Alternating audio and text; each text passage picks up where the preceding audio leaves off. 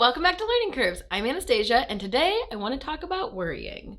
Don't worry, it'll be fun. Was that fine or fun? Both? Fun.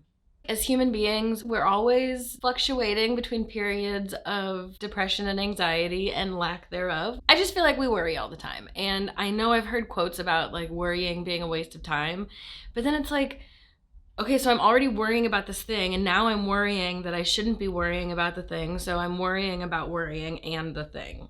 In my relationship with worrying, I have learned some aspects to it that I want to share with you that make me feel better about worrying and actually help mitigate it a little bit. So right after my husband and I bought this house, when we were under contract, we had a home inspection, and shortly after that, my mom was interested in having an inspection done on her home. If there were big things that needed to be fixed, she wanted to know about that so she could budget and plan accordingly. On the day that the guy was going to come inspect, I walked through with him. I was talking about, my mom was worried about this tuck pointing or whatever it was, and the guy said, it's always the people who are concerned that they're going to have a bunch of things wrong with their house that are the ones that take really good care of their house, and it's the people who think things are going to be fine that have the big problems. And I have been quoting him, more succinctly than that. No, really, I'm not. Just come on, long-winded. I have retold that so many times to so many people. I think that it is a metaphor for all of us, that if you are worrying about something, there's probably less for you to worry about than you think there is. And if you watch other people not worrying about that thing, it's likely that they should be worrying about it more than they are. I've also thought about this when it comes to intelligence. I guess, there are people who, it can be really frustrating, people walking around this world like they know all the things. I've kind of made up my own quote that is obviously a version of whether you think you can or you can't, you're right. And it's whether you think you know everything or nothing, you're wrong. There are so many people I know. In fact, there's a guy that I just started working with who just joined our team. You'll ask him to do something and he's like, oh, I don't know. maybe I could try and figure it out. Is this what you mean? Oops, I accidentally did it perfectly.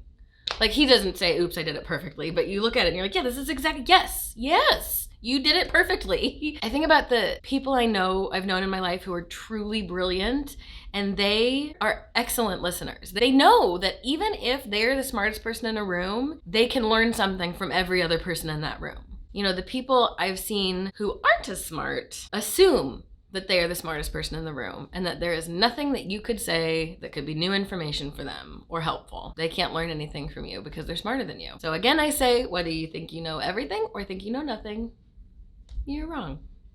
Which is probably really awful to say to the people who think they know nothing, because now it's like, oh, you thought you knew that you knew nothing? Well, you're wrong about even that. You may be right that you are not great at something, that you're not the smartest. You're probably super smart because you're watching this channel. So if there's something that you're worried about, you may very well be right to be concerned, but I think that there's a good chance that it is not as worrisome as you're afraid it is. Either that or it's the opposite, and you're the one who's like, it'll be fine, and it won't. It could be, though. Because also, ignorance is bliss. You know what I mean? Think Regina George, when she puts on the shirt and the front's cut out of it, and she's like, and she goes with it, and then all the girls in the school are cutting the boob holes out of their shirts.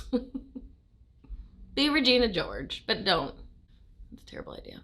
So in my book, what worrying says about you is that you are paying attention, that you care, and that you're trying. And I think those are awesome things. Also, something I like to do is try and look at myself from someone else's perspective. So if I saw someone else in my same circumstance, would I be like, yeah, they need to worry? Or would I be like, you know what, they've been trying. The people who are worrying, we're often holding ourselves to a higher standard than the people who are like, it'll be fine.